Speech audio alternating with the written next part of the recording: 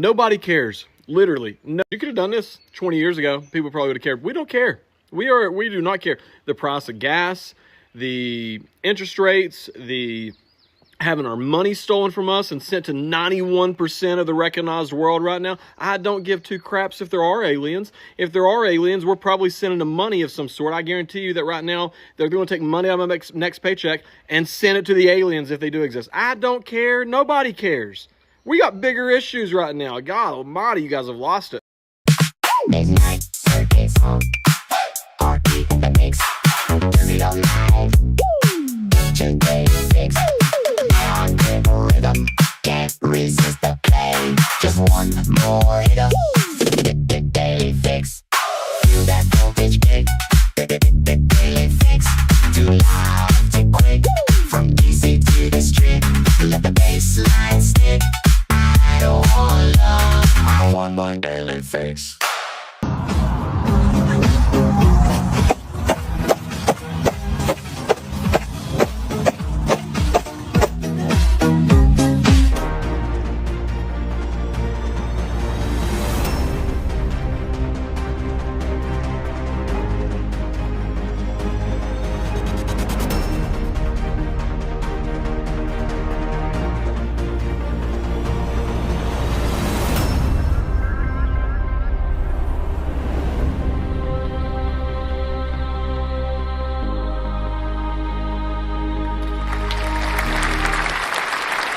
Eight o'clock on the East Coast, 5 o'clock with Soviet Road and Flipping Burgers with Hammer and Sickle out there on the West Coast. It's time to get your news served up straight. It's the Daly Fix at 8. Alongside me, KCK Daly here tonight. We got the Joker in the house, Gigi in the house, Nola down there. Beast is already here. All these people are already tuning in early, man. It's great to see everybody on the mid-hump week, man. Unbelievable. Wednesday, we made it, people. You guys know the routine out there. Share it out far and wide to your friends, your team rooms, your enemies, unfortunately. Yeah, we do want to bug them. Put it in their DMs, see if they're around. Quote it out. That was when you leave something nice out there, put a nice thing over it. Or you can put something negative. We really don't care. If you quote it out, I promise you we will walk through the darkness. We will tiptoe through the tulips as we repost those quote posts, drive them up to whatever timeline's left out there on X, and blast them all the way off to Iran, to our friends in the sand to see if they want to lend us a hand. So much has been going on out there, Kay. California last night. The space. Yeah, I mean, there were several elections that took place last night, several primaries. So, the results aren't final in California, of course, because it's not an election day, it's an election month. So things are shifting around in those races. Shifting around. Let's take a look. This is Mr. Hilton last night, as he's really happy with the result.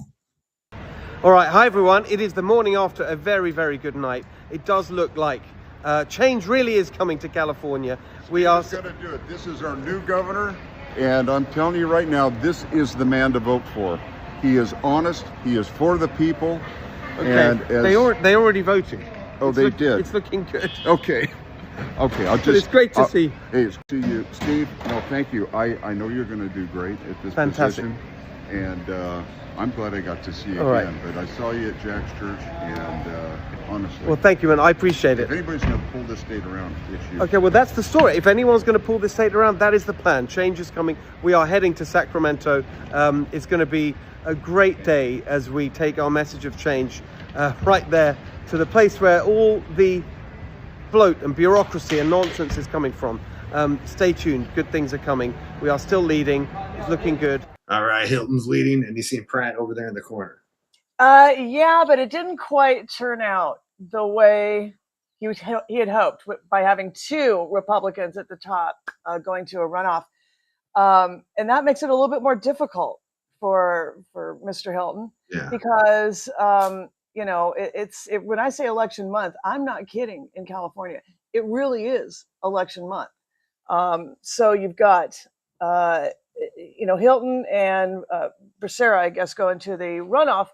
But Tom Steyer, who's also a Democrat billionaire, he's already spent $200 million on this race. I'm not kidding. So it's going to be more difficult for a number of reasons. For Steve to actually win it, just because of the breakdown of the votes, and a runoff. I think it's like June 29th or something. It's a pretty quick run up to that. And I don't know what Steve's, vote turnout is, but it's not as easy as folks might think. But yes, Steve Hilton did come in first place. Now, Yeah. for Spencer Pratt, he came in second place, which, good thing. But another vote dump came in at 4 p.m. this afternoon Pacific time. So that's 7 p.m. Eastern time. And what do you know? It may have dropped into third place. It may have dropped into third place. Spencer Pratt. Wow. So he really fell in the polls. Well, he did fall. And so there are two Dems at the top of the ticket. Karen Bass would be at the top. And then this other chick who's been on, I guess, city council. And she thought the race was going to be about bike paths.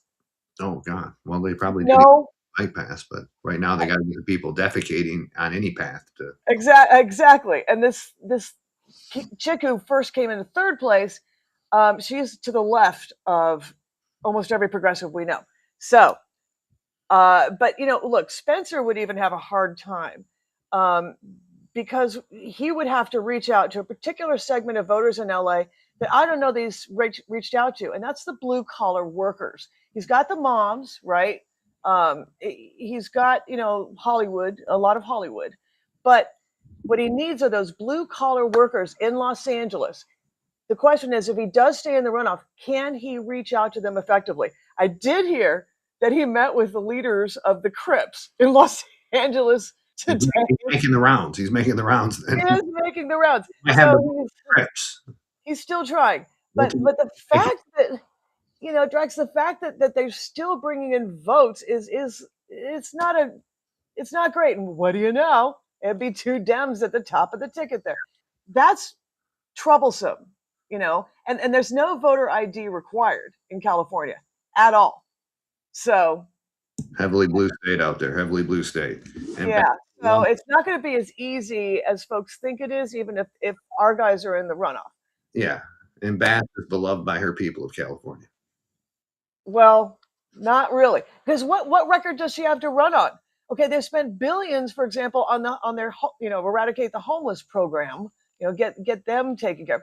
So she doesn't have. I mean, she says it's 17% that they've reduced homeless by. No, it's some games that they played with the numbers. It's really only about 1% that they have taken off the streets and helped for billions of dollars, billions. So she really doesn't have that much of a record to run on, except for maybe burning down Pacific Palisades. I know they're about that, man. No water for that fire. People were pissed off on that. People were angry. They have a right to be angry. They have a right to be angry, and they look around, and Los Angeles has been trapped. It literally has been trashed. I mean, it is a giant homeless encampment. People don't feel safe, and when safety is on the line, and they're paying all these taxes, people are going to vote where the pain is. They let it burn. They let it burn. We've seen that all on TV. Those actors were standing there throwing a fit, man. They're like, well, yeah. And it's not only actors in Pacific Palisades. There are older folks, okay, who lived in Pacific Palisades for decades and decades and decades. One was right across the street from Spencer Pratt's house who burned alive in her house. Burned alive, an elderly lady. Wow. So people did die because of her ineptitude. And she was where? In Ghana, in Africa? Getting more communist training? Yeah. No. Dark times. It was dark times and a dark fire.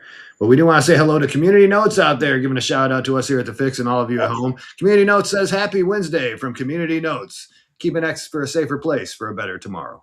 Community Notes. Wow. Good to hear from you. Little guy. Good to hear from those people. All right, let's roll on in. We're going to take a look at some of the numbers that came in last night for this California election. Panel for some final thoughts on this election night. What are you thinking? California Democrats, this is a bad night for you. You've had weak candidates, and on the other side of the ledger with the Republicans, these are also candidates that, generously speaking, should not be performing as well as they are, and yet they are performing well, and this is a warning shot for you. Look, I think Karen Bassett's an embarrassing performance for an incumbent mayor. If Mr. Pratt does not win this tonight, if he doesn't make it to the final runoff, she should still be embarrassed. Message sent by Los Angeles voters. The Democrats suck, and they need to do something to fix their city. Karen Bass won tonight and lost the argument, and Spencer Pratt has won that. He's not likely to win in the general, though. What do you think? I'm going to zip over to Iowa, where the news for Democrats, I think, was better tonight than what we're seeing out of California, which is that this argument about what Trump has done to the economy is salient. I think Democrats nominated the Senate candidate who can potentially win in a state that, you know, is going to be an uphill fight, but where I think it's possible. So if you're looking toward November, I think there were a lot of really good signs for Democrats in Iowa. Final predictions on when we actually will have the final numbers out of California. What are you thinking? Okay, they're wanting to talk about Iowa, but they're saying they feel good about California. Okay, we can talk about Iowa if folks have questions there. But here's the deal. There's a really interesting bellwether congressional district in California last night that was part of the redrawn maps that Gavin Newsom, you know, put forward. It was not as Democrat, you know, so it wasn't a D+20 district. The two top vote getters were a Republican and an independent. So they're going to face off in a runoff. So they're not going to get one of those treasured seats that they want to take over the House of Representatives. That would be a huge own for Gavin Newsom. You didn't play the pencil game right, Governor Hairdo. Sorry. So that one's an interesting one to watch. So either an independent or who leans more R, or a Republican's going to get that seat. Seat is up for grabs. All right, rolling on through. It is Pride Month still, okay? And it looks like we've heard from Madonna. You don't want to see it.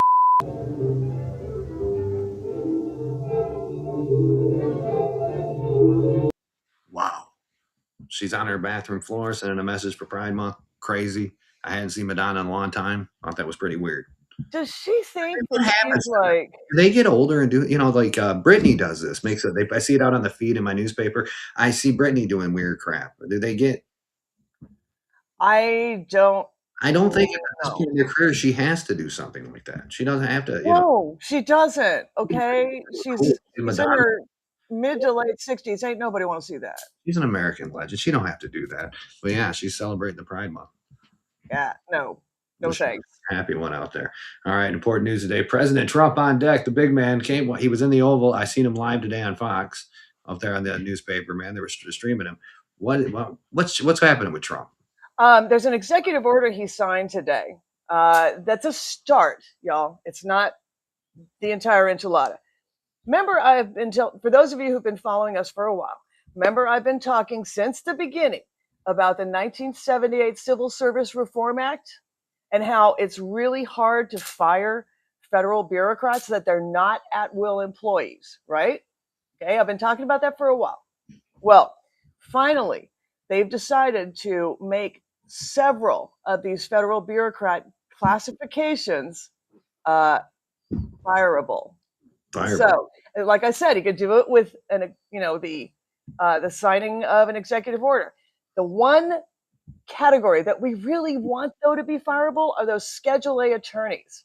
Those guys who are in U.S. attorneys' offices and in the DOJ, that should be fireable. But they didn't go that far. But no more is it going to be a year to try and fire these guys because of protections that this 1978 Civil Service Reform Act allows for, because they finally listened. And so several categories get to be fired. Is it go far enough? No. But it's a start. It's a start. Let's take a look.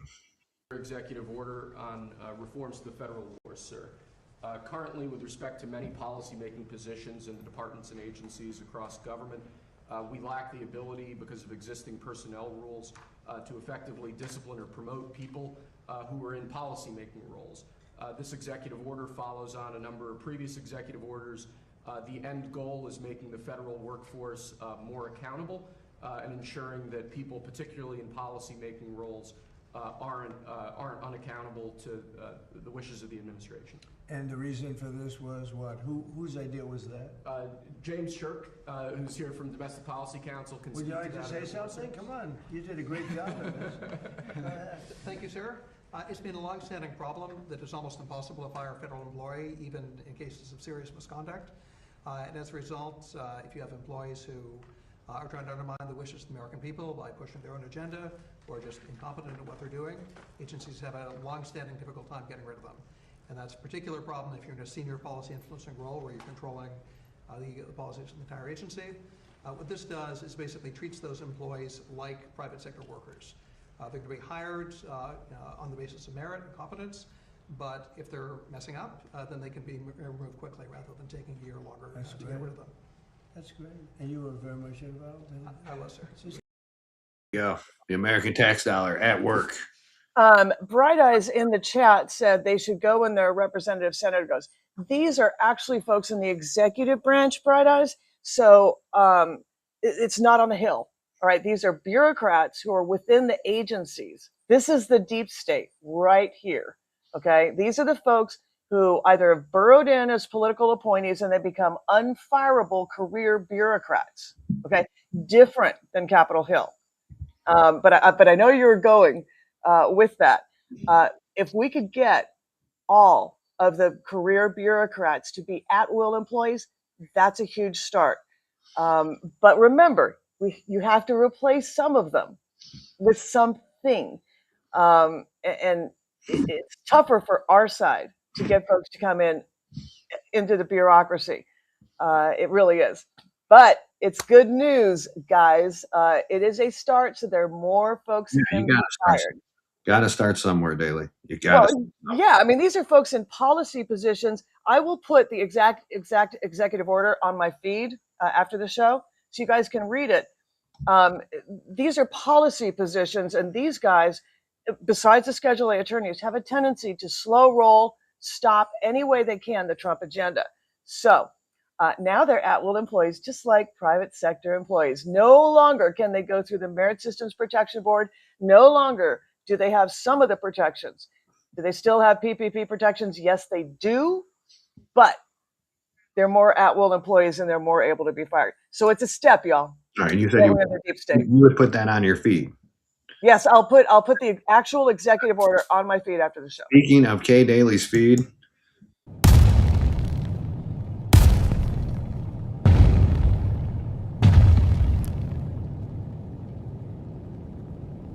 that's right. Congratulations, Daly, on your 20K over there on X, man. It was a long grind. A long grind. You made it. You made it. Look, I'm actually more interested in the folks in our chat, the folks who come to our show. I love you guys. You guys are the ones who are really, really, really important to me. I guess I'm thrilled. I guess thank you for those who followed me. But I really just want to make sure you guys get the information you want. So always, man. I'll tell you what's important to me.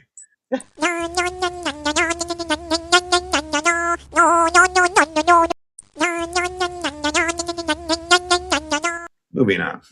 Fun with horses. All right, rock and roll. Did you see that horse? Oh my God, where are you?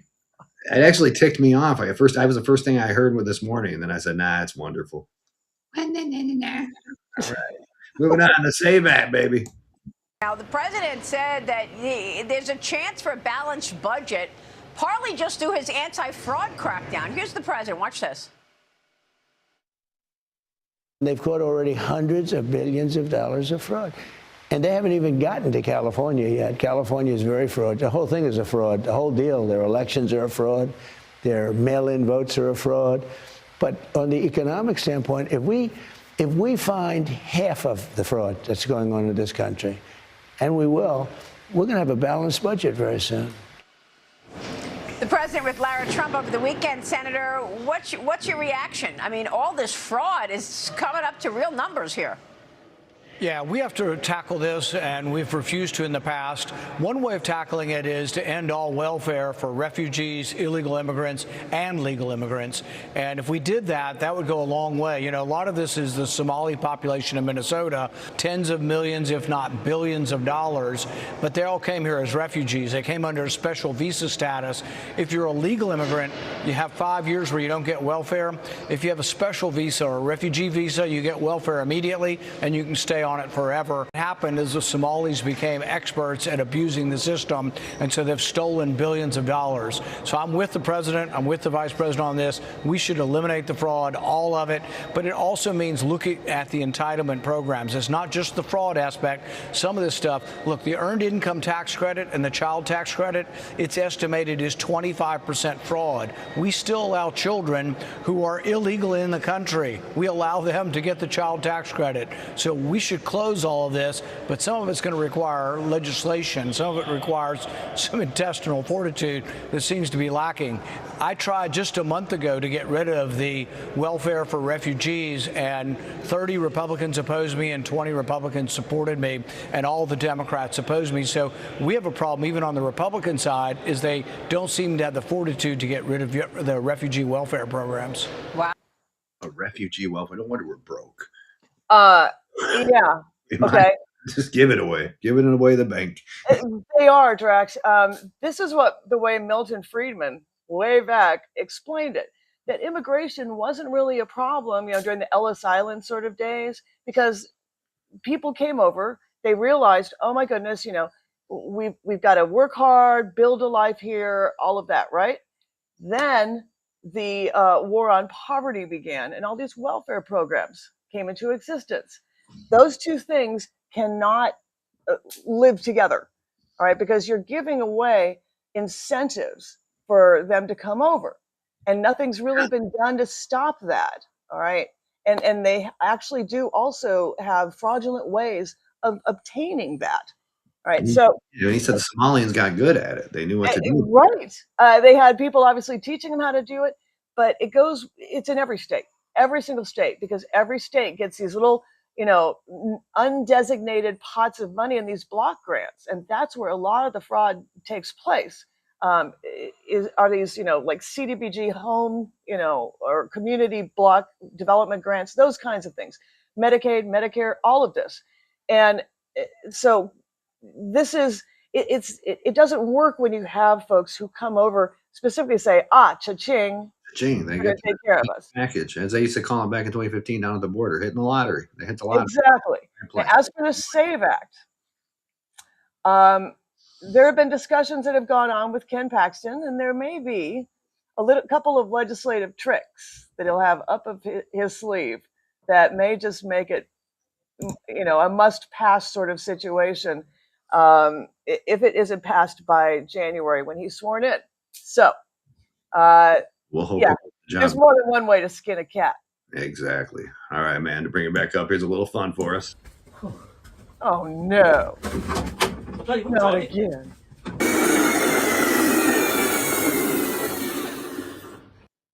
Never gets old. Never gets old. I'm surrounded by legends. A little fun as we're moving on. All right, continue to share it out far and wide. Tell them there's nowhere left to hide. What a better clip than with Tim Burchett.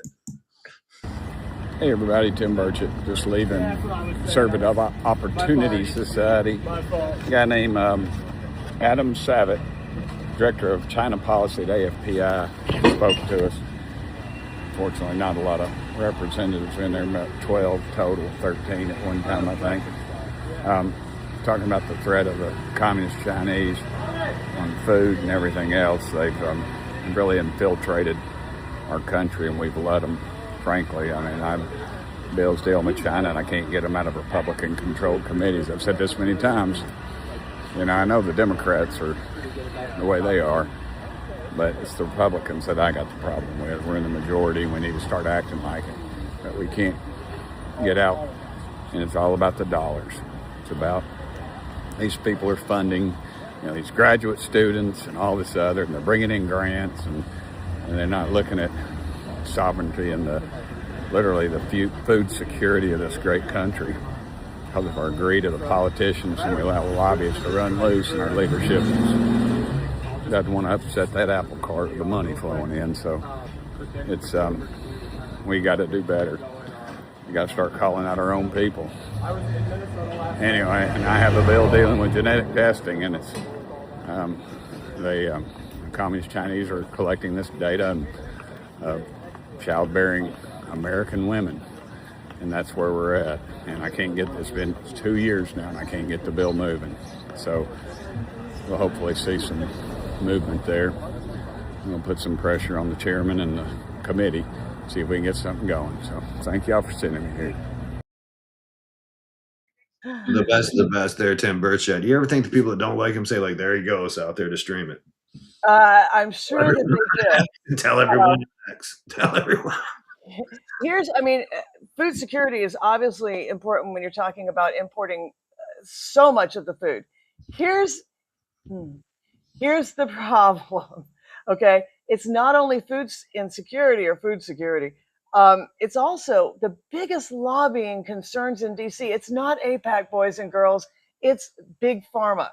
All right, Big Pharma is the #1 lobbying group, set of groups rather, in Washington D.C. And do you know what they're pushing for? Foreign manufacture of our drugs, of our pharmaceuticals. So you've got folks in China making our pharmaceuticals, and when you test them, those medications that come back over, a lot of them are full of, let me think. I've seen test results with arsenic, lead, all kinds of things in these drugs that we could manufacture over here. So we need to bring that home. Beyond even the food part of it, bring the medications and the production of it home. We shouldn't have any foreign country, much less a hostile one, making our medications. That's terrifying, y'all. That is. That's terrifying. All right. Speaking of terrifying, this was sent to me when I said you guys send in some nice stuff about the Pride Month. This is not what we discussed. Look at this. This guy's feeding his baby. Oh my God. Jesus. You guys can do better. You can do better.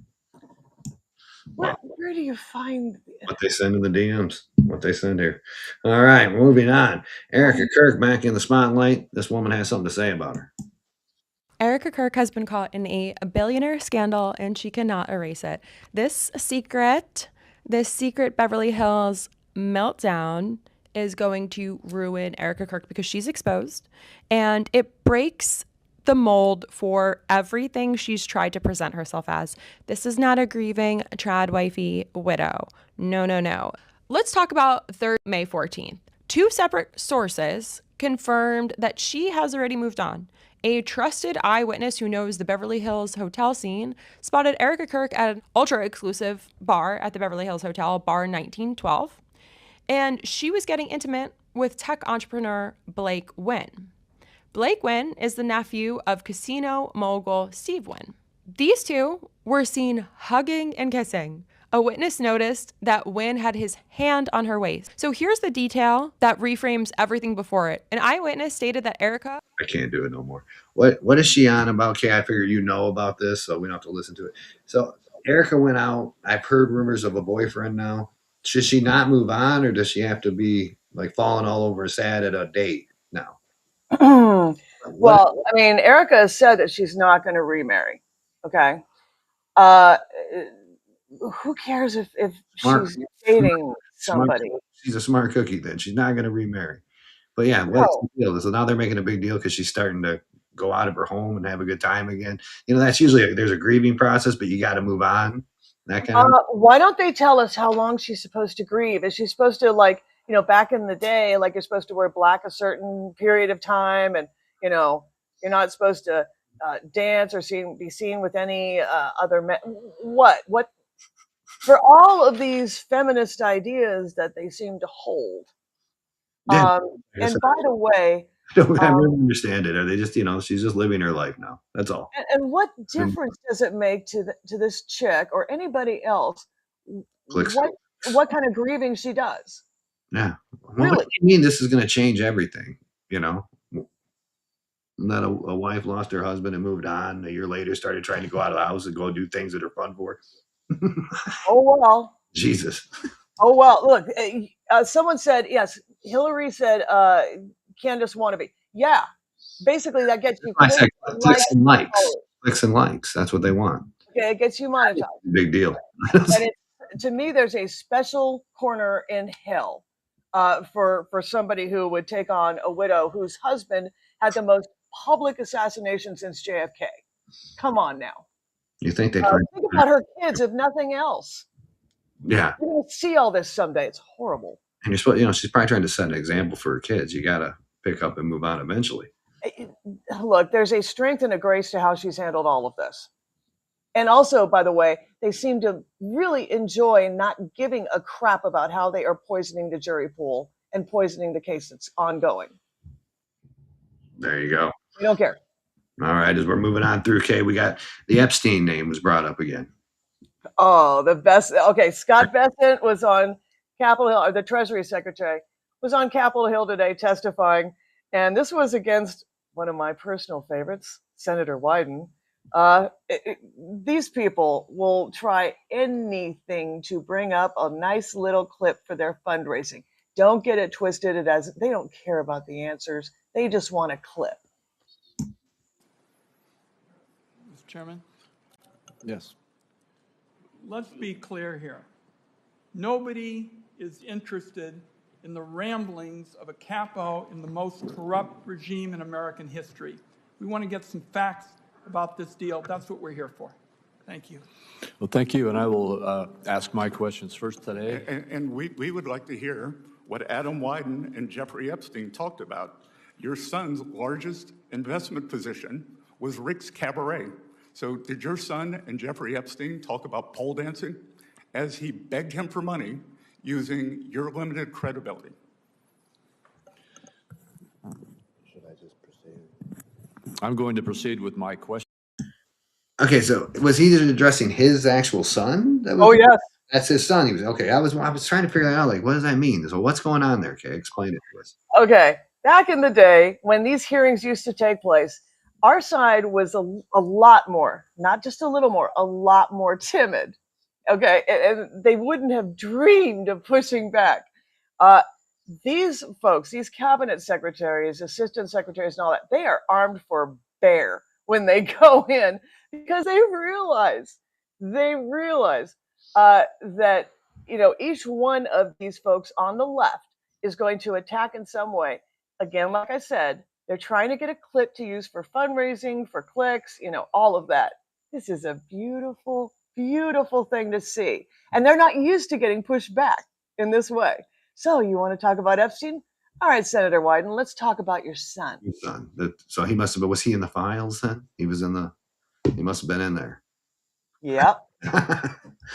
All right. Now that's some dirty fighting. I like it. That's the way it should be. That's how you get the job done. Speaking of getting a job done, Tom Holman was seen in the news after all of the chaos that we've seen in, was it New Jersey? Right? New Jersey. Yeah, the Newark ICE facility. Yeah, let's take a look.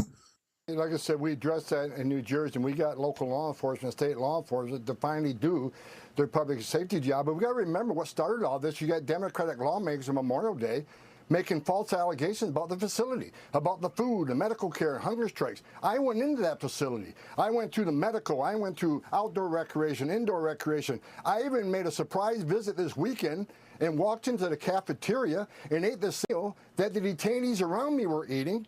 And I made sure my tray equaled their tray. I had spaghetti and meat sauce. I had beans. I had green beans. I had bread and rolls. I had drinks. I had dessert. The food was good. It's all a false premise. There was never a hunger strike. The congressman said, "Oh, people are on hunger strikes." No, they weren't. They may not be eating in the cafeteria, but what I found out, they're ordering food from the commissary and eating in their cells. So there wasn't any abuse. It's not inhumane conditions. I went to the entire facility. I ate the same meal they ate. That facility is well run, and the governor keeps saying she's going to keep raising hell if that facility shuts down. Well, I got news for the governor. That facility isn't going anywhere. We're going to enforce the law. We're going to detain people, and we're going to remove people. Matter of fact, a lot of the people in that facility we couldn't release because they're mandatorily detained by federal statute. All right, by federal statute, but he was making me hungry. Maybe we could all go there and have something to eat. Look, the claim is by these lefties in the street that there are maggots in the food, all of this. When we had maggots in the food, supposedly, and all these Congress critters were running about the facility, doing their oversight. Not one picture, not one maggot was on film, nowhere. But he said they're pushing that, though. We heard about the hunger strike. Yeah, Real right. hunger strike is like Gandhi. It's like Jack Kevorkian. You really go hungry and you refuse your food. You don't say like, okay, I'm not going to eat this, but I'm going to get a burrito down at commissary. Look, I love that Tom Homan showed up. The governor, Mickey Sherrill, in New Jersey, did, to her credit, send the state police of New Jersey, but she could have signed a form that would have avoided all of this by just cooperating with ICE. And so it's troublesome to sit there and have them blame ICE for this. When no. These protesters who believe that they have a First Amendment right to obstruct federal law enforcement, they don't. 18 USC 111. Okay, that's the statute, the federal statute in the federal code that says no, you cannot obstruct an ongoing federal investigation or federal operation. 18 USC 115, you cannot threaten federal agents. Yeah. They continue. seem yes, their First Amendment ends where those laws begin. You cannot impede a federal investigation. So it's not just you can say anything you want anywhere at any time for any reason. No, that's But not the way the First maybe Amendment works. this hunger strike, that is, they're just going to the commissary. That's like me. I had a hunger strike in high school. I went to McDonald's at lunch to eat the cafeteria food for a while. Lasted about a week. Now they're worried about detention facilities. Okay, why aren't they outside of BOP federal prisons where I know for a fact in Miami, you can't even get an orange in Miami. In Miami, in Florida, you cannot get an orange. Why aren't they worried about that? These guys have better medical care. They have better meals. They have, they said they don't have even control of their lights, that the lights are on all night. Then why are they flashing the lights so that the protesters can see them? No, they have absolute control over the lights. Stop with it. That's the problem too. Why do they have control over the lights? When it's lights out, you go to bed. Well, they said that this facility leaves the lights on all night because of psychological torture to keep them awake. No, they don't. No, they don't. Stop the lies. Stop the cap, as my kids would say. I see psychological torture. Look at Waco and stuff. That's they'd be playing crazy sounds all night on loudspeakers for them. Look, when my husband was in federal prison in Miami for some BS, basically, I literally had to smuggle in through Puerto Rican prison gangs my husband's heart medication. He is a heart attack survivor, has a stent, and I had to smuggle in his medication because they wouldn't give it to him. I don't know if how unfair it is. How did you smuggle it in? Through some guy's anal cavity, or did you use like the old trick where like the chicken, you pull the guts out, stuff it in? I'm not going to say I'm not a snitch. There we go. She ain't a snitch. She's following those streets of the rules of the street, Kay. I love it. I love it. Let's bring the tempo back up a little bit. Check this out. Saw it in my newspaper.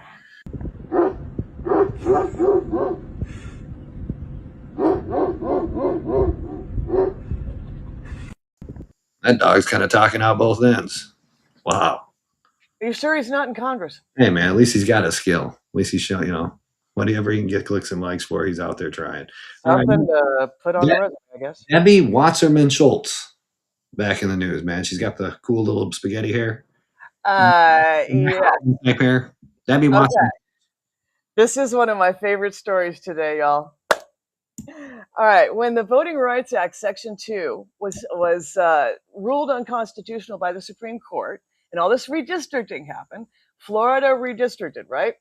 Well, District 26 in Florida, they sort of are trying to say that this is still a minority majority district, that basically the Congressional Black Caucus has at least 2, I'm not sure if it has 3, Black folks running for that particular district. Now, Debbie Wasserman Schultz, who's been a long-time Congress critter, she wants to run in that district. She's a Jewish Democrat. Those are the two big constituencies in Florida, last time I checked, besides, Hispanics.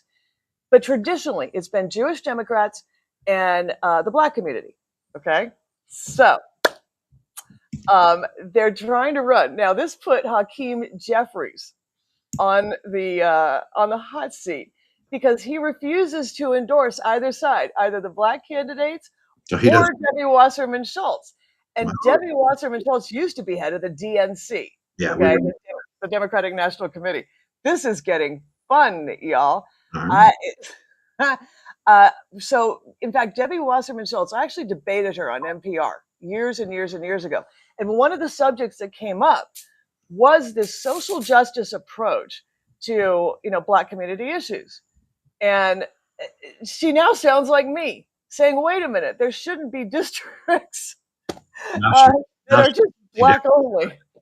They always flip like that. All right, let's take a look at the beautiful Debbie Wasserman Schultz. Haiti is essential because Haiti, as you've heard, is in complete collapse. Gangs control 90% of the capital, millions are internally displaced, and most of the population needs emergency food and medicine. The U.S. actively supports a peacekeeping force in Haiti, so it's hard to argue that it's dangerous enough to send in the military, yet still safe enough to send civilians back to. That's especially true for Haitian TPS recipients who are vetted for any criminal history and came here to flee the very same violence they were facing at home. TPS holders earn work permits, pay taxes, and get zero government welfare. They pay into Medicare and Social Security, and they get nothing in return. They're teachers, care workers, entrepreneurs, and job creators. They have U.S. citizen spouses and children. It does no one any good to take 200,000 Haitian people out of the workforce, especially in sectors where prices are already out of control, like housing, groceries, childcare, and elder care. Those jobs won't get easily filled, and costs will go up. Shortages will emerge. Meanwhile, taxpayers foot the bill for detaining and deporting people who haven't even committed a crime. This is an economic disaster, not to mention the enormous taxpayer and moral cost of deporting all of these decent, hardworking people into chaos where they pose no threat. Every dollar we spend to rip apart law-abiding families with legal status, and yes, TPS holders have legal status, is $1 not spent to go after real criminals. I visited the Everglades detention camp, unfortunately nicknamed by Republicans as Alligator Alcatraz, last week in an unannounced visit, and the horrors I saw there only strengthened my resolve. We can't stuff honest, law-abiding people into cages for months without trial and then send them back to unsafe conditions. That's why this week I proudly led an amicus brief alongside Congresswoman Presley and 180. They're doing it again, Kat's another one trying to convince us to keep them. She's moving into the campaign. She's doing this affordability thing that they're trying to find that pain factor, which will make folks more likely to vote for them. But she's doing it in a district that the Congressional Black Caucus believes is theirs. This is going to get fun, you guys. You need to know what is the TPS she spoke of? TPS, say here, temporary protection status, right? Yeah, basically temporary protection status. All right, temporary usually means temporary. Asylum. Yeah, honest law-abiding. Move to Buford said. But most of they do have due process. That's how they're picked up. It's through an immigration judge, an administrative law judge. It's not a regular federal judge. These are administrative law judges. Because remember, these are not American citizens. The idea that they believe that they're under the protection of the Fifth Amendment of the Constitution is false on its face. That's more due process than most people get if they're Americans and they go over to another country and they do the same thing. Let me assure you. So she's trying to talk about asylum and all of this. Do you know, most of the folks who came over during the Biden administration in particular, who asked for and were granted asylum, were done so under false premises. So it would take decades and decades and decades for them to have a full trial. That's not going to happen. Their due process is in front of an administrative law judge, and they've just hired a bunch more of them so that, we can move this line along. Outstanding. Move the line along. All right, moving on, Kay. My Eunice never really cooked much for me as a kid. And she definitely wouldn't go above and beyond like this guy did. He said, this is something. Oh, is this yes. I wonder if your chef friend, Yeah, this is the octopus. Check this.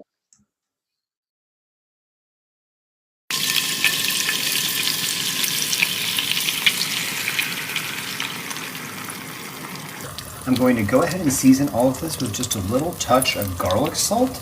Don't be shy with this because this adds such a great flavor to it.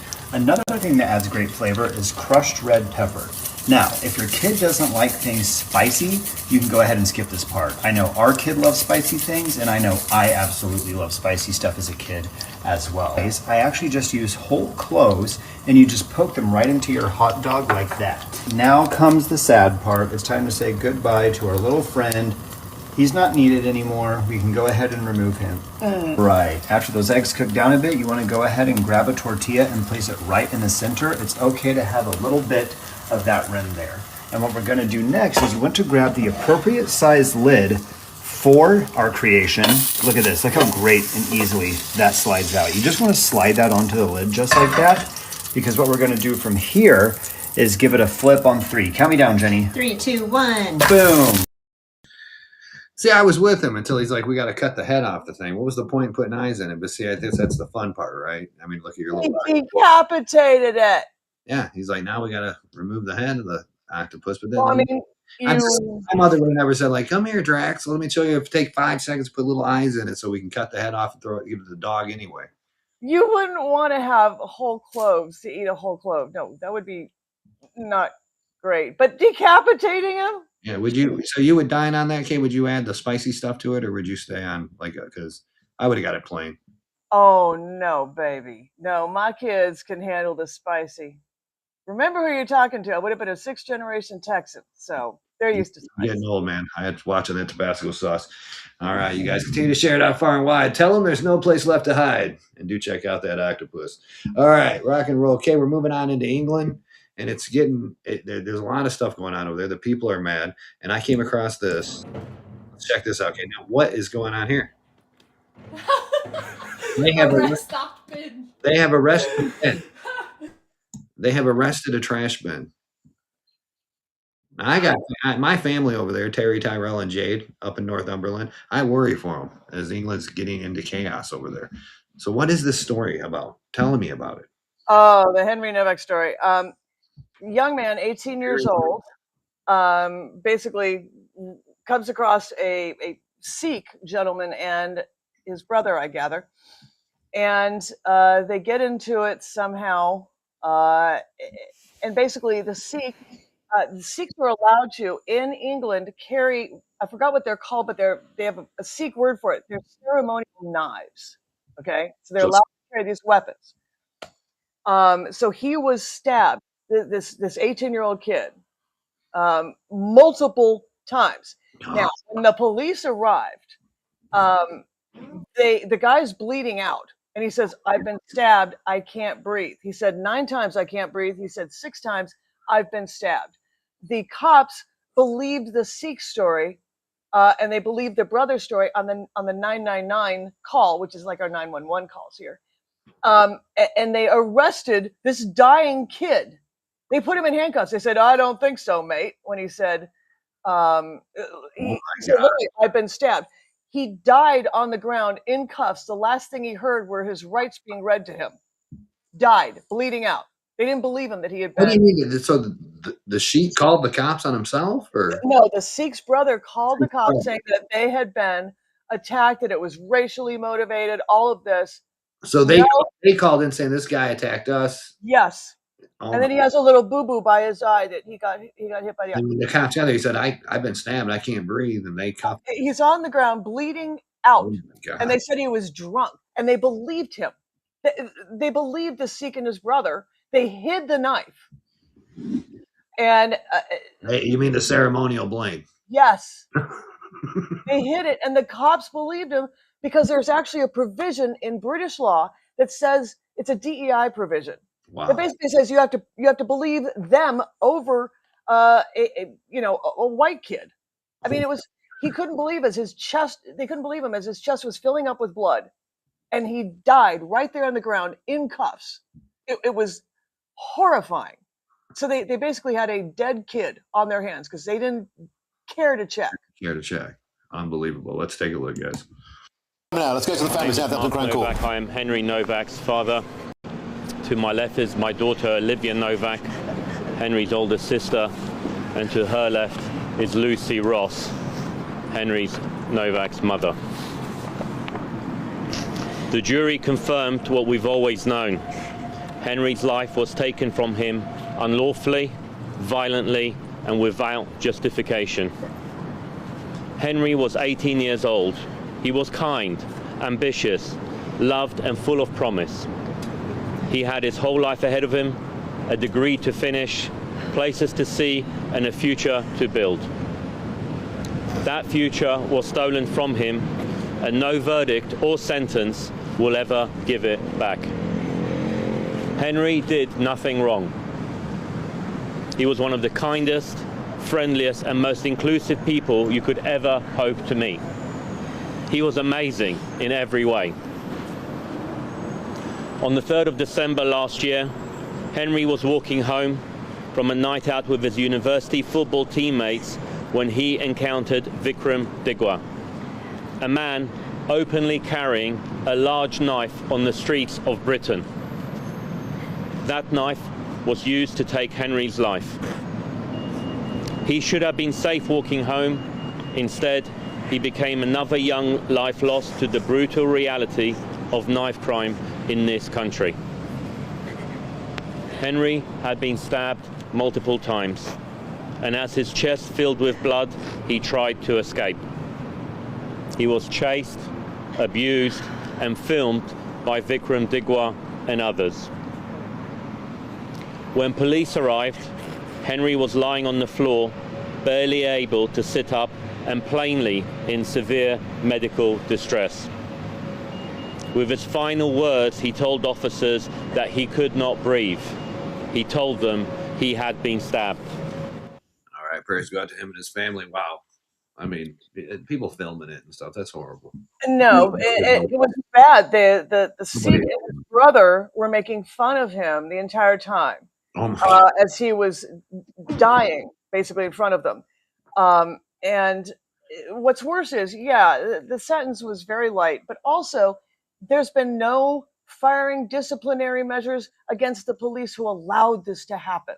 And so there's been all kinds of protests over there. Thank God for it. Yeah.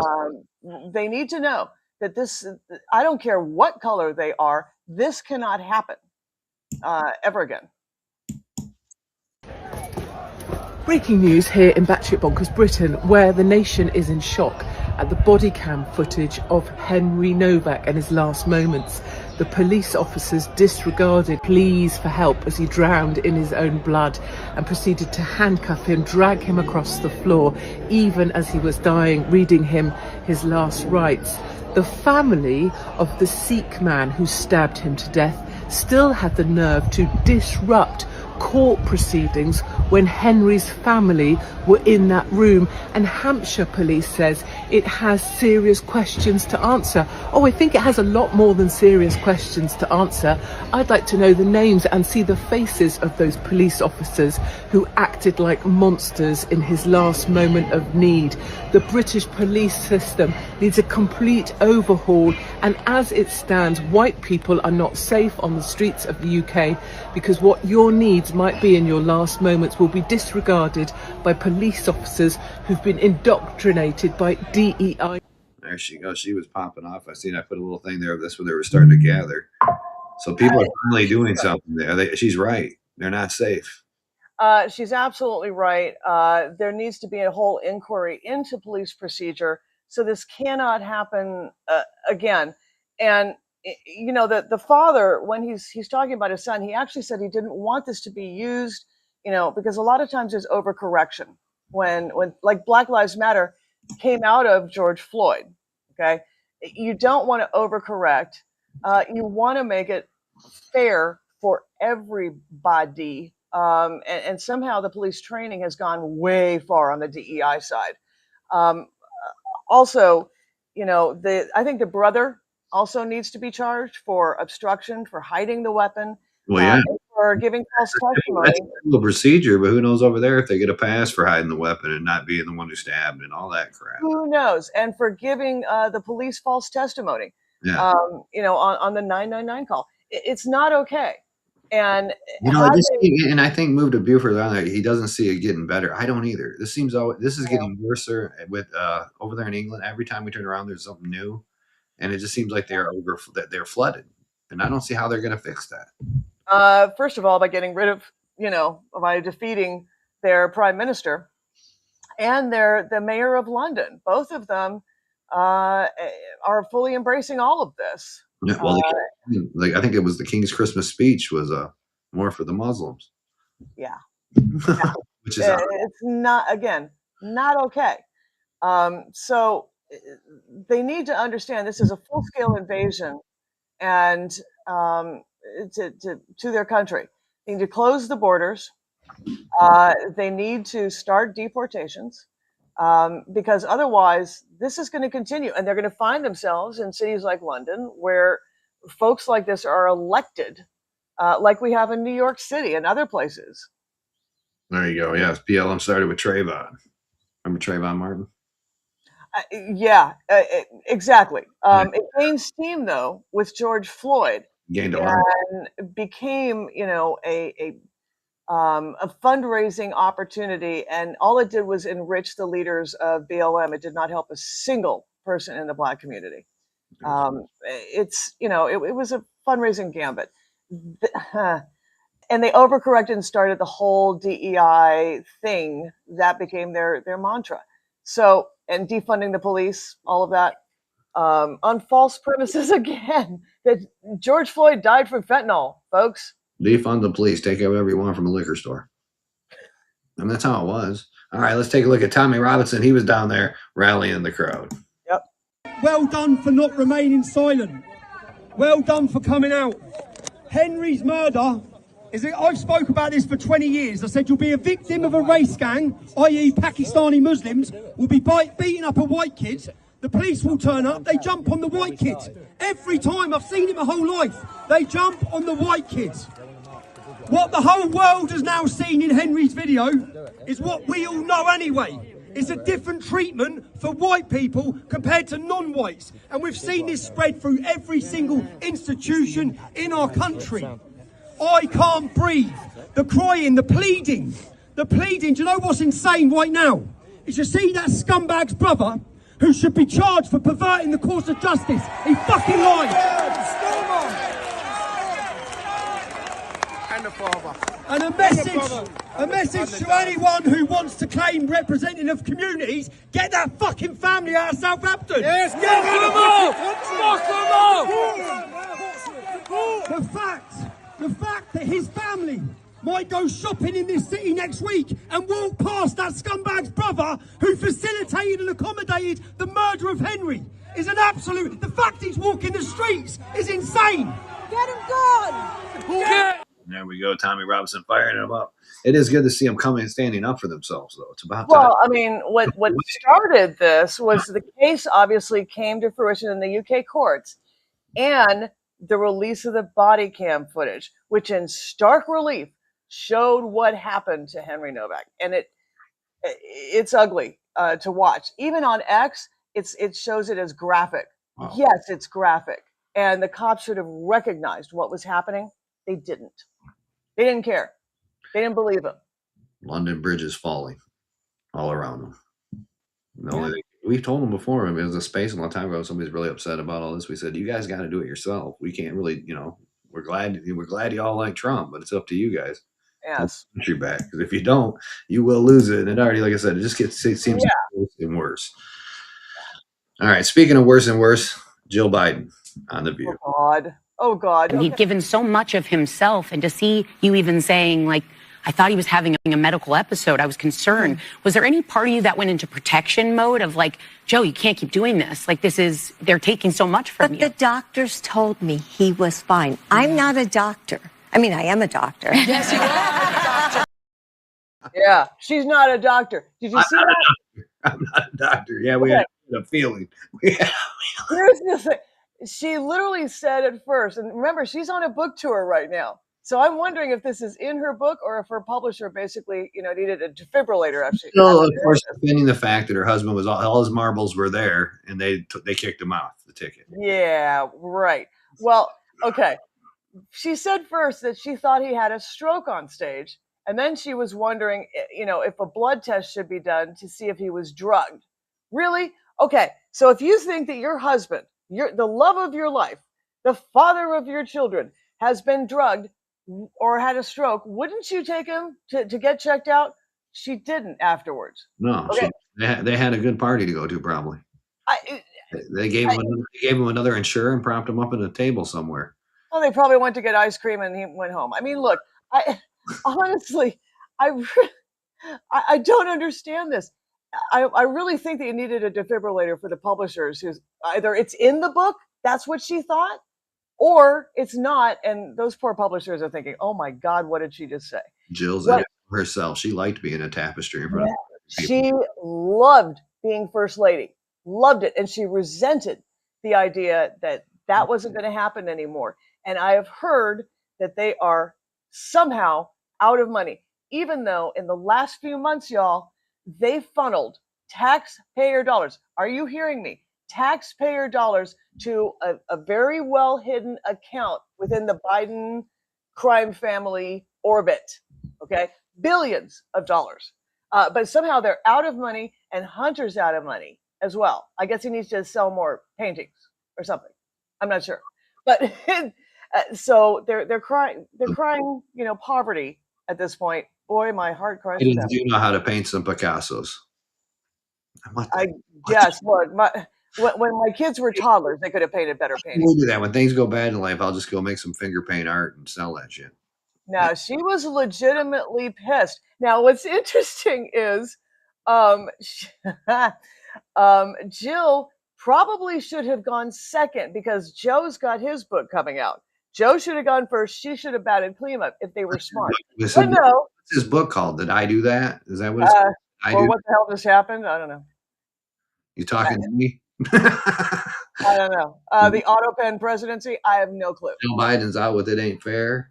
I don't know. What I do know is that it makes no sense how they've done it, because now, is Joe going to back clean up here? Is he going to do all these interviews? Really? That I will sell tickets to. I will sell tickets to see Joe do any interviews. Have a phone call anymore. You can't even make it through that. No. Poor man. No. This is going to get fun, you guys, again. It's like, that's the woman that made us all feel like we were committing elderly abuse, keeping him in there. Whether you liked him or you didn't like him. I always felt every time I see him like, oh, man, come on, do something with your family member. Help him, talk to him, do something. But, hey, every day she'd say, he's great, he's good to go. I know. And the media was complicit in this. They're all asking if Trump had a stroke, if he's okay, if he's falling asleep, and what are you talking about? You just spent the last 4 years ignoring someone who clearly was a potato. Trump looks a lot more active too. A lot. They can't keep up with him. There's no comparing him to Biden, and Biden wanted 4 more years of it. Okay, Trump flies home from China. Does he go to bed? I'd have to go to bed probably for a couple of days after that long flight and all the diplomacy and all the meetings and all that. Oh no, he goes straight into the Situation Room and decides he's going to take out an ISIS member in Nigeria. Oh my God. The man doesn't sleep. The cabinet members complain he has like 2, 3, 4, 5 o'clock, calls from the president all the time. The Twitter in chief is always up. It's good to see Right Side Rebel. She flew out in. She said that there's news, and I think it's the Dustin Wallace parole here. Oh, is there? Yeah, something came in good about it. Good news. Take a look at that. Interesting. Well, give me a hint as to what it is, darling, in the chat. All right, we'll take a look. I'm moving on next. This is the police officer that was killed down in Texas. Several suspects are now in custody after a Texas police officer was shot in the neck while responding to a call outside of an ICE facility. So it happened in Alvarado, which is near Fort Worth. This was over the holiday weekend, and Jonathan Hunt is following this story for us. Hi, Jonathan. Good morning, Dana. This all played out in the late evening of July 4th outside the Prairieland Detention Center in Alvarado. Police officers responded to a call about a suspicious person outside the center. When they arrived, they saw someone who appeared to have a gun. One of the Alvarado officers tried to talk to that person, and at that point, several other people opened fire on the officer, who was hit in the neck. He was treated at a local hospital and has since been released.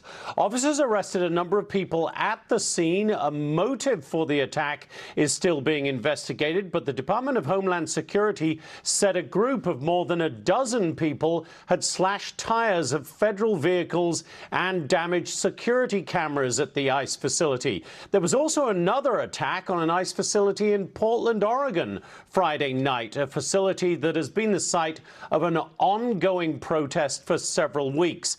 Deputy Attorney General Todd Blanche wrote on X Saturday morning, quote, "We are closely monitoring the attacks on DHS detention facilities in Prairieland, Texas and Portland, Oregon, and are coordinating with the USAOs and our law enforcement partners. The department has zero tolerance for assaults on federal officers or property and will bring the full weight of the law against those responsible." Now, both attacks... People finally getting theirs for what they're doing down there at those detention facilities. They really messed around and found out. Well, in Texas in particular, Yeah. those folks actually lured federal officers, both FBI and ICE, out of the facility. And yes, they did shoot. I'm glad to hear that that officer survived. But they had weaponry. They shot an officer. And, you know, the rest of them definitely were guilty of 18 U.S.C. 111 and 115. So, but in the first case that came up, it was a hung jury. So this is the resolution of the case, and I think they got 21 years. Wow. Going away from it. I need to get a lawyer. That man we were just talking about, the Wallace case, raped and killed a 5-year-old girl in Oregon, is denied parole. But he also said he didn't feel he was ready to leave prison. Good choice. Thank you. Thank you. Wow. At least he's staying in there. People are safe. Didn't hear Well, you know, I don't know if you guys were watching. In fact, in the Bakersfield in California, the hostage standoff, the man who held the second floor of that building above the bank, he actually is a sex offender who says he was wrongly convicted. He was in the Army, and apparently was dishonorably discharged, went AWOL there. But then he wasn't getting attention, I guess, and then took folks hostage, said he had a bomb, you know, all of this. He was shot and killed, but, you know, I don't know if he was wrongly convicted. I have no clue. But there are people who are wrongly convicted. So I'm going to withhold judgment for now and see. But, you know, these are the kinds of cases that would come up because of frustration. You know, we have to get out of the mode, is what I'm saying, of thinking that prosecutors can do no wrong, that law enforcement can do no wrong, because it's just not true. Yeah, okay, and sentencing and all of that has to be looked at, especially on the federal level, but at the states too. So it, you know, whether it's this case or whether it is the Antifa case in Texas, thank God those folks in Antifa behind bars. But remember the other night in Newark, they had 61 arrests. All of them were let out. All of them. Now, they were released on their own recognizance. Hopefully they have to have very expensive lawyers to go to court and settle their cases. But I don't have a lot of hope in New Jersey versus Texas. I'm just saying. Yep. All right. Rolling on, Kay. Check this out. No sex till 2028. Your terms are acceptable. Sorry, guys. These ones are off the shelf. Good. We don't want that gene pool, you know, procreating. No. Wait till 28. Gotta wait till 28. Okay, 9.5 we're rolling into. This is it Millen? Mark Wayne Mullen, who's the newly installed head of the Department of Homeland Security. He was a senator. You know, I do have an opening statement here, but wow. Senator Murphy, the outlandish claims you made there is just flat wrong. You start saying we're breaking the law, and you really start looking at it, and we're enforcing the laws that Congress did pass. That's reckless. When you start saying it's unconstitutional, what's unconstitutional that we're doing? We swore to uphold the Constitution, just like you swore to uphold the Constitution. For you to throw my 275,000 employees underneath DHS and with a broad stroke like that is reckless and irresponsible on your part. We're doing the job that Congress gave us the authority to do. And our men and women out there every single day is enforcing the laws. If you don't like the laws, you can change them. We're not picking and choosing which laws we enforce. We're simply enforcing the law, period, full stop. When you throw out reckless terms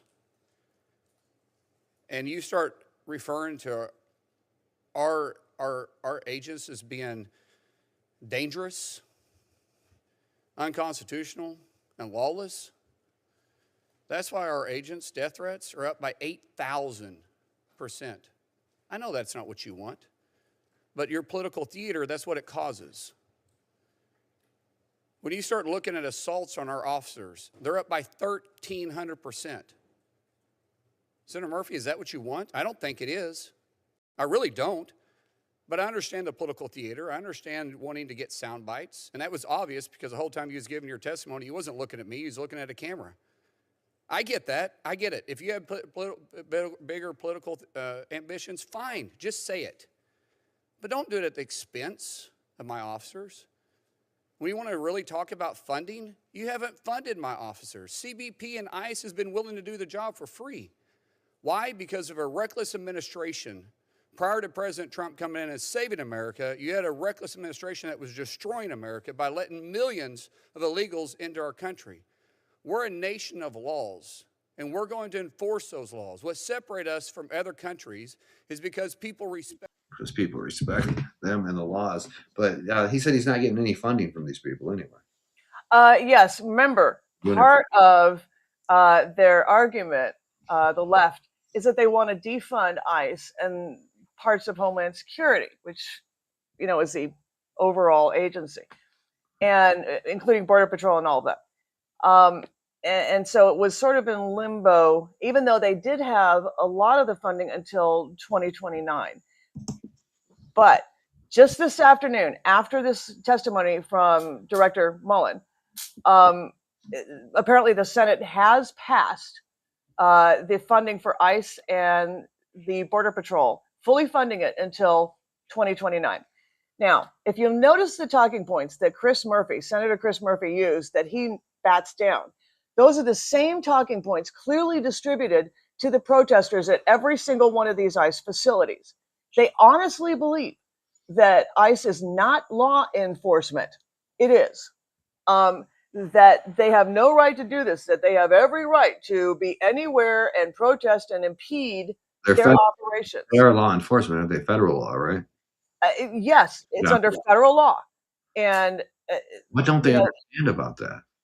Well, I mean, and they say that the military was deployed to the cities.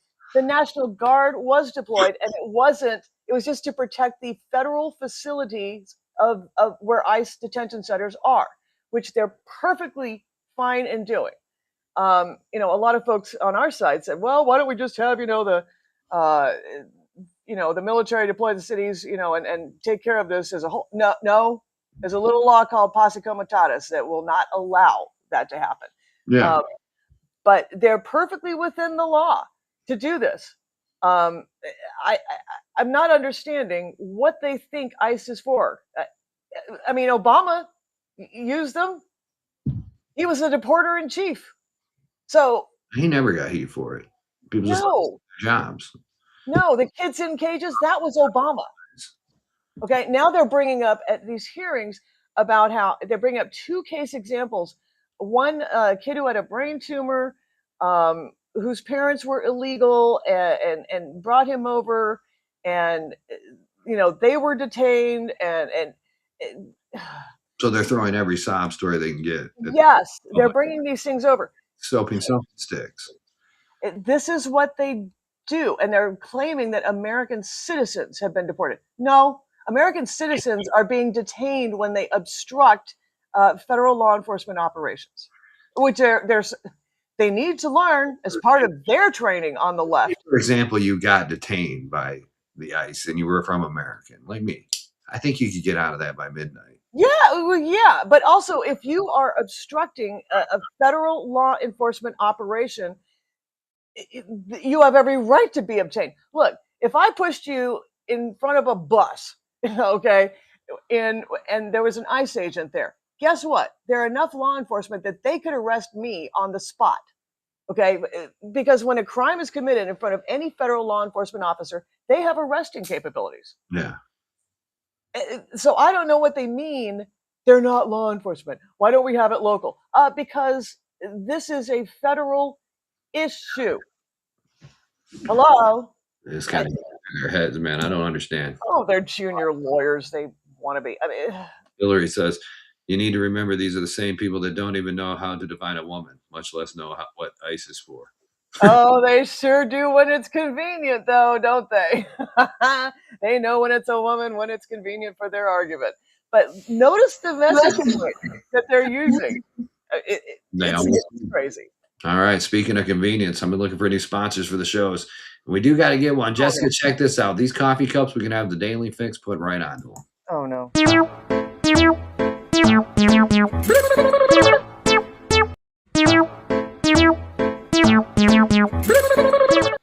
Can't wait.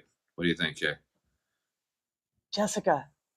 You got to have a coffee cup that is fun. No. Speaking of fun, a little.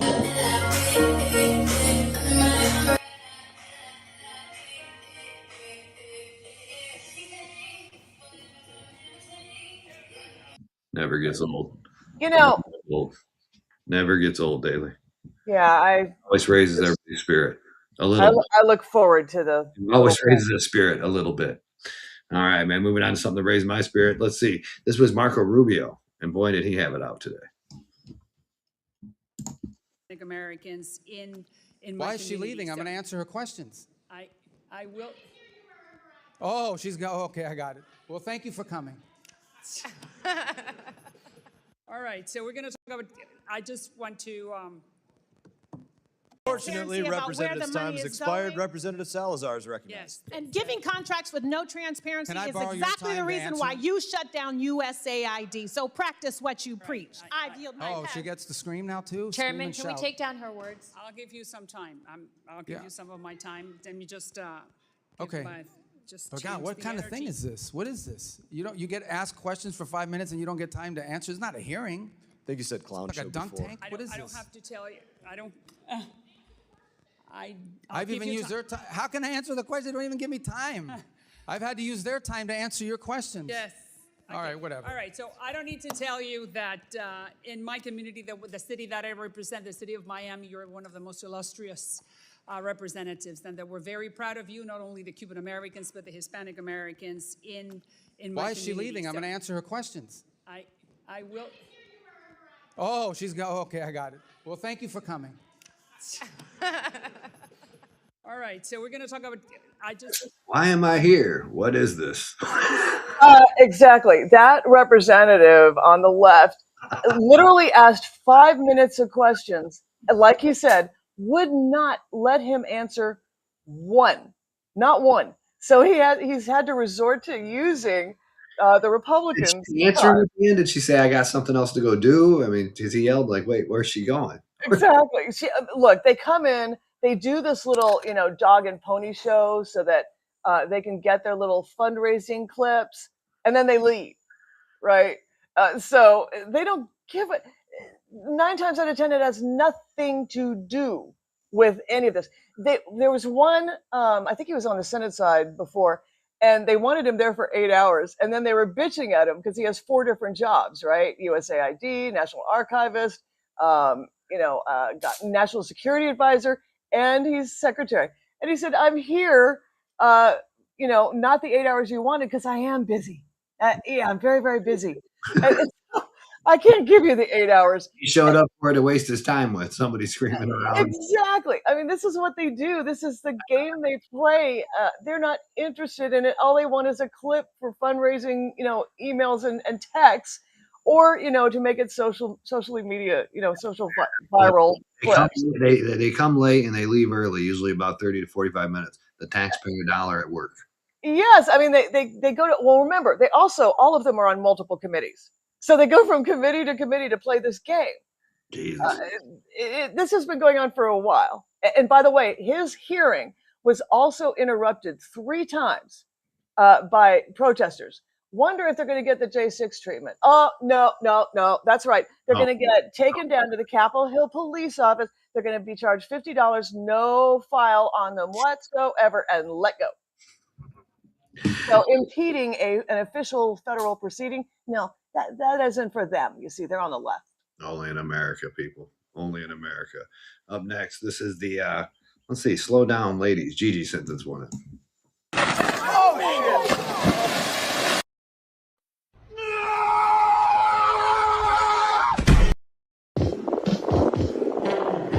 I own him. Yo, work it, man. Work it. I'm a wheelie. Oh, I own him. You get shot.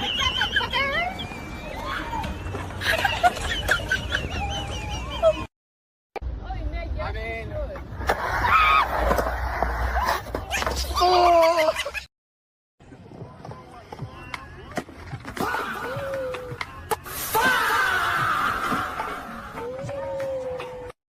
You get shot.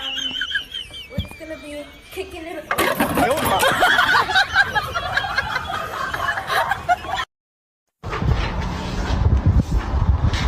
Shut up! You fucking duck cunt! Moving on. Damn. Wow. Ow. Bam. No. I mean, look, my great niece actually got bucked off a horse the other day.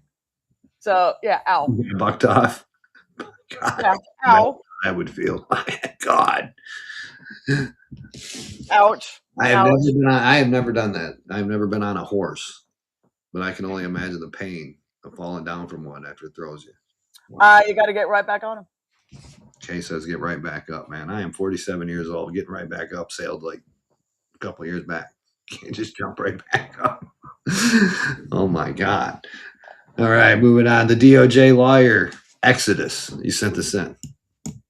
DOJ always has been, which has been the sort of Olympian place to go to make your career, have learned so much about it, be inculcated with a culture of justice without fear or favor. Remember it always as the best job and the best work for the public you've ever done, even as you go on to make more money later. All of that completely blown out of the water. And now instead, even with all these vacancies, you have reports of people starting to realize, it's my time to maybe work at the department. It looks like it's super easy to do it, so that's kind of lucky. But if I go there, am I going to be tarred for having worked in this department? And while the MAGA folks or the White House could portray that as about politics, it is not. Within the legal community, it is well understood that the place has become totally corrupt and spoiled and rotten to the core. So if you're just a up and coming talented professional, you must, in all prudence, and people you know will advise you, I don't know if you want to go there. Here is your resume in the future, and it's working at the DOJ. Oh, under Todd Blanche or under Pam Bondi or when Emile Beauvais was there, and that's part of the problem. Saying that's part of the problem, Kay. There you go. DOJ lawyer Exodus. Yes. He's actually right in one respect. It was a place before the Biden years that, it was particularly with the political appointments, it was a capstone or, the beginning. It could launch your career or as a capstone to your career. Very prestigious, right? Not so anymore, because if you are a conservative lawyer and you go work at the DOJ, what do you have to look forward to? You get investigated, you get hunted, you get debanked, disbarred, canceled. That's what happens. And considering that we have in law schools now, 90% of law school graduates are leftists versus 10% who are conservatives. What incentive is that? So yeah, 2/3 of Harmeet Dillon's office, for example, was, they left, which is wonderful. But who do you replace them with? That's the problem. Okay. When you look at U.S. Attorney's Office, same thing. Basically, it's not enough to remove the U.S. attorneys, which you want to. They're political appointees. Fire them all. But then you have the AUSAs, the assistant U.S. attorneys, and all the line lawyers, hundreds, sometimes thousands of people. All right. And they stay there. And they're not helpful with a lot of these cases that go on out there. When I say that the Supreme Court is our last line of defense, I'm not kidding. I'm not kidding, because we don't have enough folks who are willing to stand up. And this is why things like the weaponization fund are so incredibly important. It's been bastardized at this point and tarred with this notion that it's only for J6ers. No, it's not. It's for all of us who have been literally had this weaponized justice come after us for no reason at all, except that, my husband was good at what he did, had to take him off the chessboard. That's it. So they made up some stuff.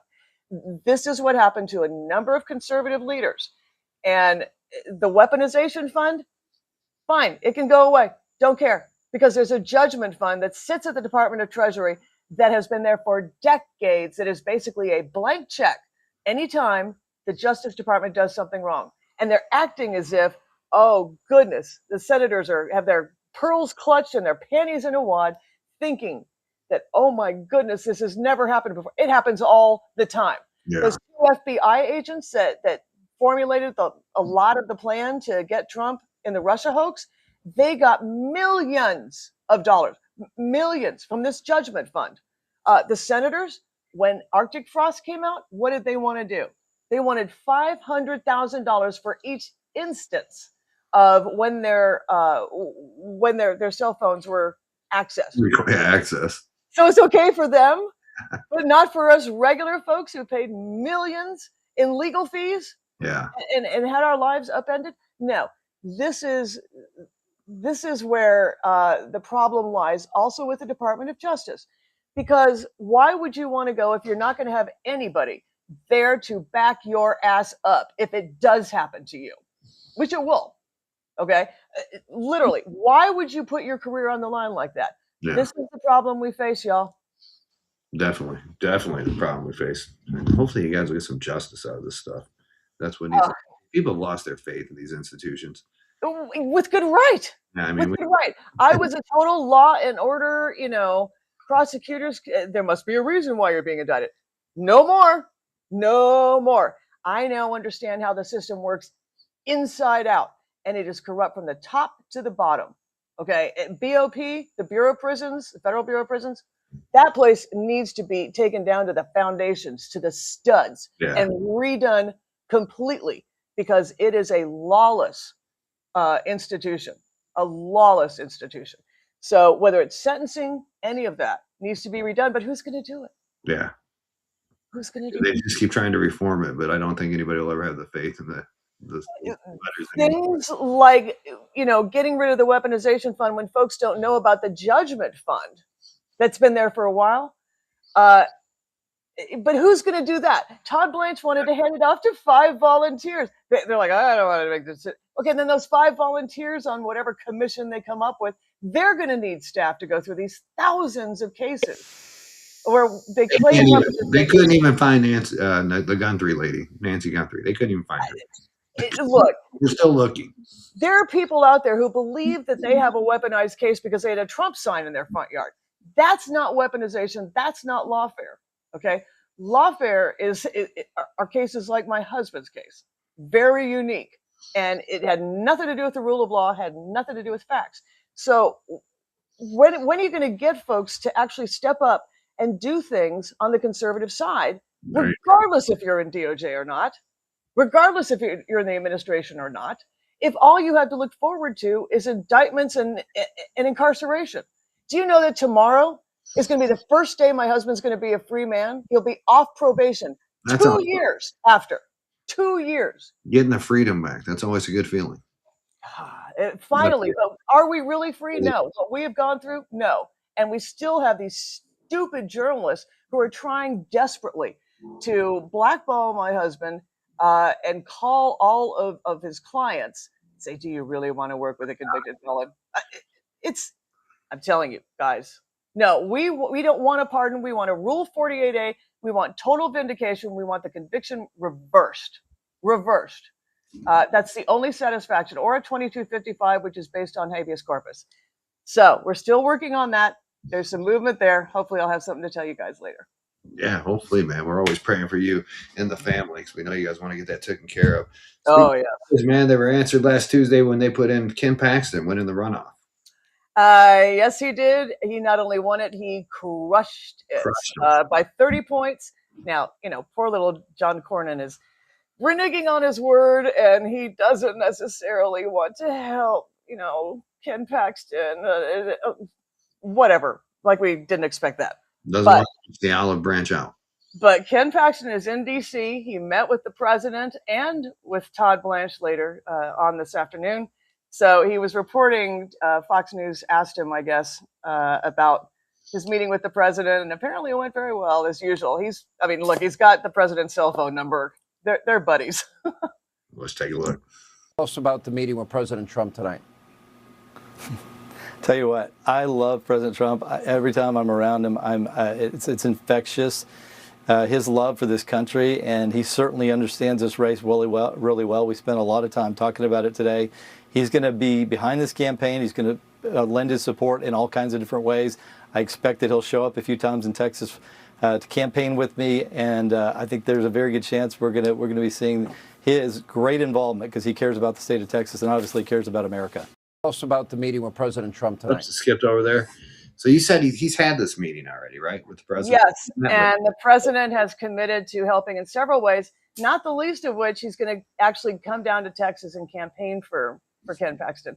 Trump himself will go to Texas and do some stumping for Paxton. Exactly. So we know the magic, that will bring. Meanwhile, they're trying to, I guess, recast James Tallarico as, some kind of cowboy. There's a latest picture of him in a cowboy hat and a Chevy. They're trying to recast the Freako. Wow. Yes, all I could say there. They've learned now how people feel about the vegan campaign and everything this guy's running around and saying. Exactly. I mean, there's so many things. There's so many things. But that picture of him in the Chevy, all I could think looking at him was, we got a saying for that in Texas: all hat and no cattle, which is absolutely true. This guy, his own words are going to be used against him.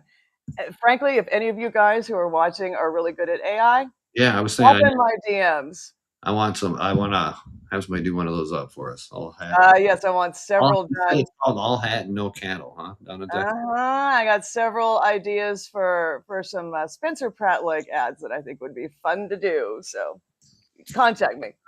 All right, moving on. Scott Pretzler back in the news cycle. An Early Vote Action founder Scott Pretzler joins me now. Scott, good morning. To see you.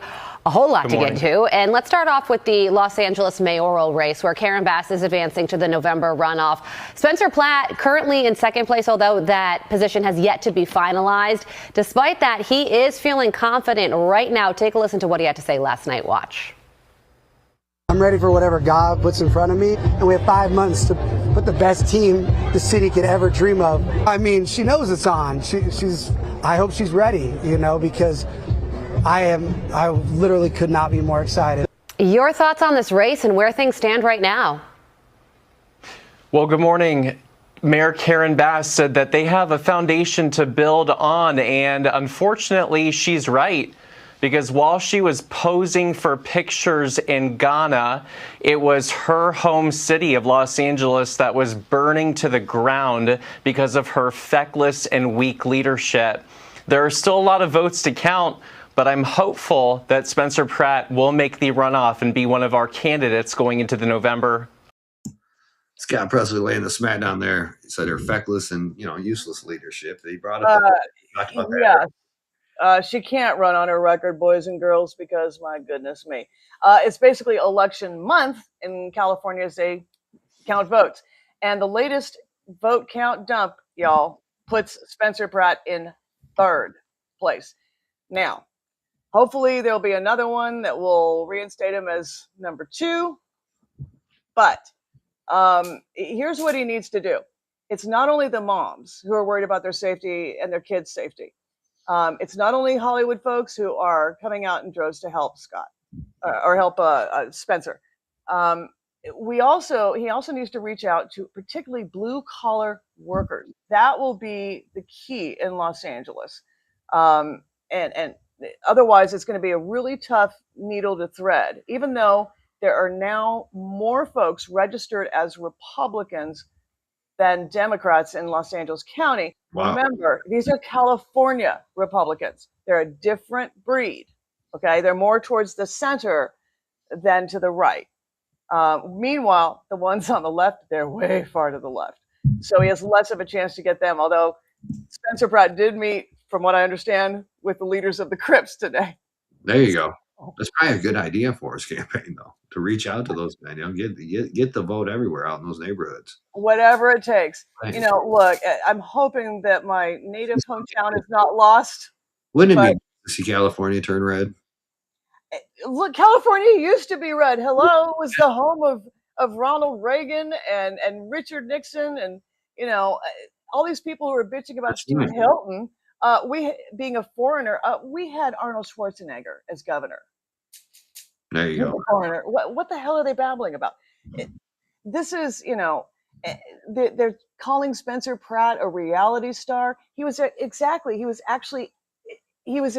the executive producer of The Hills. He's the one who came up with the idea.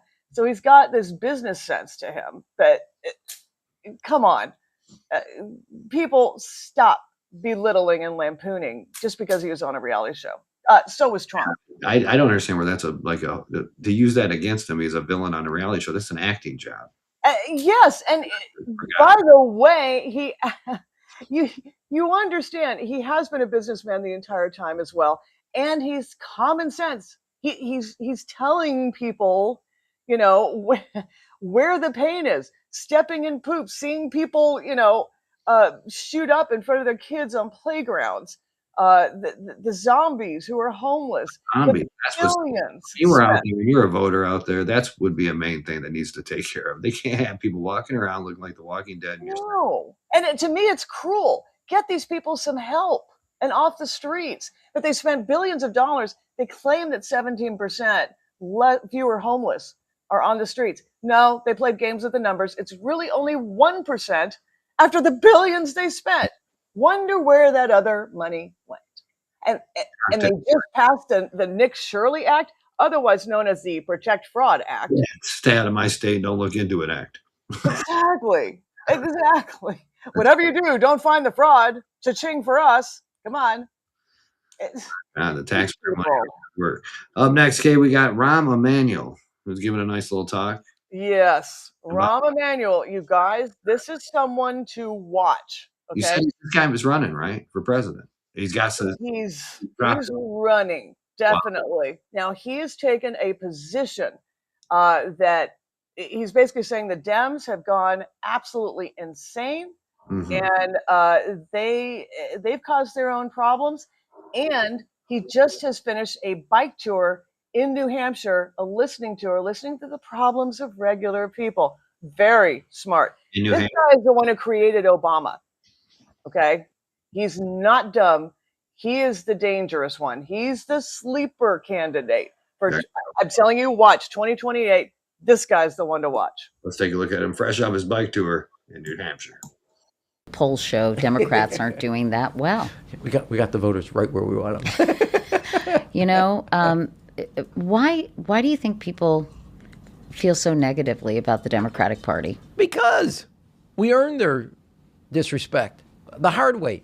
Look, when your back's against the wall, you can't make a mortgage payment. You can't go to a doctor's visit because you can't afford it, or you're stealing money out of your 401k that you know is for your retirement, but you're doing it to pay your bills today. You expect the Democratic Party to show up. Two things. We told you, oh, things are great. You just don't know it yet. And B, we're running around, close schools for 2 years when you didn't have to. And then when we open them, we blow open the bathroom door in the locker room and we didn't actually worry about the classroom. We earned their anger because when they're holding on to that windowsill with everything they got, they're digging their nails into the concrete on the windowsill or the wood. They want us to help them. And we either told them they were wrong or B, we got ourselves wrapped around what I call a cultural cul-de-sac and kept going around in a circle talking to ourselves. This isn't that hard. Now, I want to be, in 2016, I was mayor. I signed a bill a decade ago on bathroom access. Never took my eye off of graduation rates, reading scores, or math scores. I did it. It's acceptance. But we went as a party from acceptance to advocacy. That's not our role. You mean on trans rights? On trans issues. So my thing is when you say, well, how did we get here? We worked really hard at it. We did things that were really ridiculous. We let a border get out of control. When it came to public safety, we talked about defunding the police. When it came to an ethnic group, we called them Latinx, and nobody else in that group ever identified themselves that way. And then rather than worry about classroom excellence, we were worried about bathroom and locker room access. So they were angry. And look at all the polling that's out there. Look at all the focus groups out there. Democrats tell you, stop talking about these cultural issues, conveying that these are priority issues when we should be talking about raising the minimum wage, expanding healthcare opportunities in healthcare and cost control, making sure people have money for their. I see what he did there. Kind of like shelf idea, but we'll remember that right here while we talk about common American problems. Yeah, see, you guys, this one's dangerous. Okay, now imagine, if you will, a Rahm Emanuel, John Ossoff ticket. Okay, John Ossoff, who's senator in Georgia. This is what they're talking about. You guys keep your eye on this. Do not discount Rahm Emanuel. Like I said, he was mayor of Chicago. He's the one who built Barack Obama. He is really cagey, really smart, and he's seeing what the polls are saying. He can grab all those folks in the MAGA Maha coalition and bring them back with this common sense Democrat policies, right? Be careful of this guy. Watch it. Like I said, he's putting it on a shelf while he's doing the JFK approach of the common issues right here, the tabletop issues. Exactly. Look, meanwhile, you've got Josh Shapiro, who I thought would have been a much better vice presidential candidate for Kamala. He's out there talking to Politico about Israel. What? Stop. Okay. Rahm Emanuel has done it smart so far, and he's ramped up with this. I expect probably a book to come out soon. We'll be on a book tour. And he said he was in New Hampshire, though. That's where you go to start. He was in New Hampshire. That's a first in the nation. Yeah, ain't that where they go to lay the ground game? Start checking New Hampshire. Yes. Watch for his book tour. If Rahm Emanuel comes out with a book, watch for that book tour to be in. Funny, all the presidential, first states, South Carolina, Nevada, Michigan. Look, this guy, please watch him in this. Do not discount him. He's the one. I don't care about Gavin Newsom. I don't care about Pritzker. Don't care about Kathy Hochul. Don't care about AOC. Don't care. I always said it'd be somebody that would come out of nowhere. Right there. This guy is possibly the Bill Clinton of this next presidential cycle. We got to watch out for something like that. A smooth talker, but he'll have his agenda on the shelf right here. He's far leftist. Don't get it twisted. He wants universal health care. He does want trans rights. He wants all of it. He's just going to hide that while he runs to the middle. Yeah, they won't be happy till they bring the age of Nero back. And we experience they will have Obama right back in the White House through him. Running everything, just like he was with Biden. Puppet. Yep. Watch. That's all right, man. One last clip from my newspaper. I saw this. I don't know if I would enjoy somebody doing this to me. We'll see if you guys like it. This is called the helicopters. Helicopter, helicopter. Helicopter, helicopter.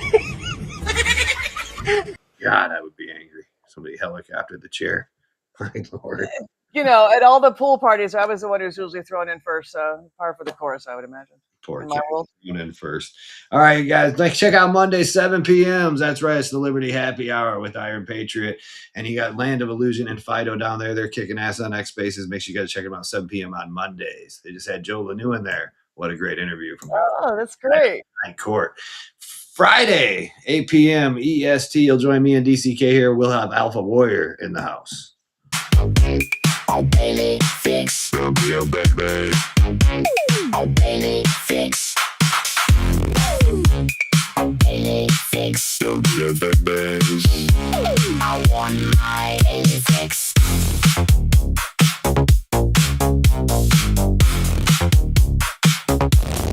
Daly Fix. Right, host of the Alpha Warrior Show. Also, a co-host of Carmen's out there at the round table will join us at 8 p.m. EST, me and DCK right here on The Fix. So make sure you guys are setting your notifications for that. As you see, I'm sporting the shirt today, 3dresponse.com. The It's not bedazzled. What's that? It's not bedazzled. Oh, there you go. No, not yet. Not yet. But I heard Jason's going to get a whole bedazzled wine out for us. So that ought to be great. All right, you guys, 3dresponse.com, the multi-layer solution for school safety. This isn't about gun control or politics. Enough is enough. The innocent need real tools.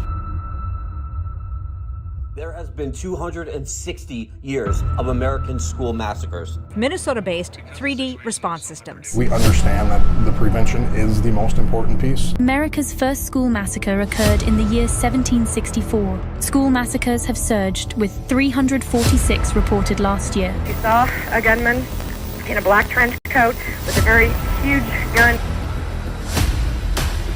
He was shooting down at these students.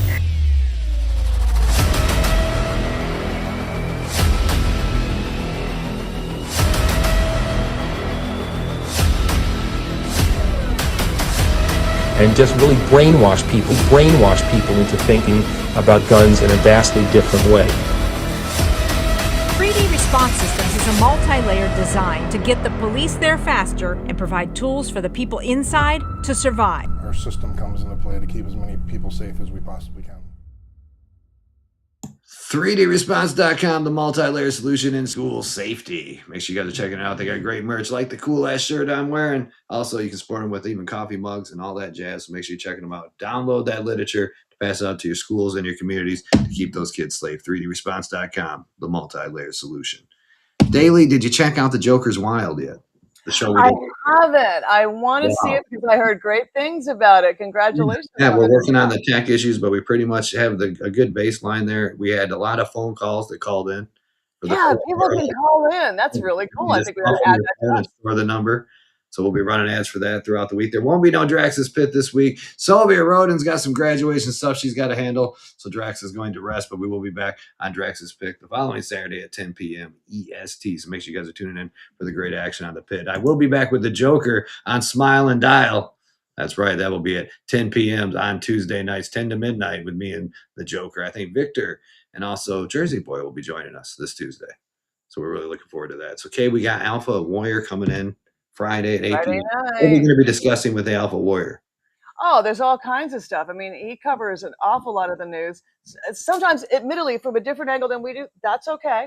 I love hearing different, opinions on things, but he's been right about an awful lot of stuff. So I'd love to get his take on a few things. Yeah, he's a good guy out there on X-Band. He runs a great show and also does a great job out there with Carmen on the round table. So, all right, you guys, you heard that right here. Join us at 8 p.m. EST Friday night. Me and DCK will have Alpha Warrior live right here in the studio. All right, there's plenty of X Spaces. I think Sylvia Roden's out there somewhere running around with Hammer and Sickle. Go find her out there. If you can't be good, take your ass out to X Spaces tonight. Come off mute. See if one of those hosts gives you the boot. Direct message them immediately and say, hey, yo, it's just going to happen because we're bad.